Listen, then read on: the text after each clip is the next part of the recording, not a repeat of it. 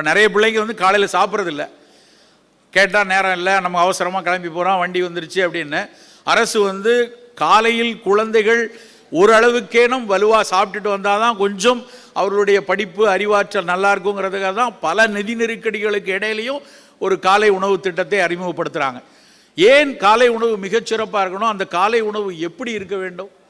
நம்ம வந்து காலையில் வந்து ரொட்டியில் வந்து இதை தடவி, நகர்ப்புறங்களில் பூரா பார்த்திங்கன்னா ரொட்டியில் வெண்ணெயை தடவி சாப்பிட்டுட்டு போகிறது, இல்லைன்னா ஃப்ளேக்ஸ் வாங்கி பாலை ஊற்றி குடிச்சிட்டு போகிறத ஒரு பெரிய ஒரு நாகரிக வழக்காகவும், அது இல்லைன்னா ஒரு ஆரோக்கிய விழுமியமாக நினச்சி எடுத்துகிட்டு இருக்காங்க. ஆனால் காலகாலமாக காலை உணவுக்காக பல்வேறு தமிழரினுடைய வழக்கு முறைகளில் பல சிறுதானியங்களை சொல்லியிருக்காங்க. ஒரு சாதாரண பொங்கல் செய்கிறதுல திணையரிசியில் பொங்கல் செய்து காலை உணவாக குழந்தைகளுக்கு கொடுக்க சொல்கிறான். கம்பில் கம்பஞ்சோறு எடுத்து கம்மங்கூழா வந்து காலையில் எடுக்க சொல்லி கொடுக்குறாங்க.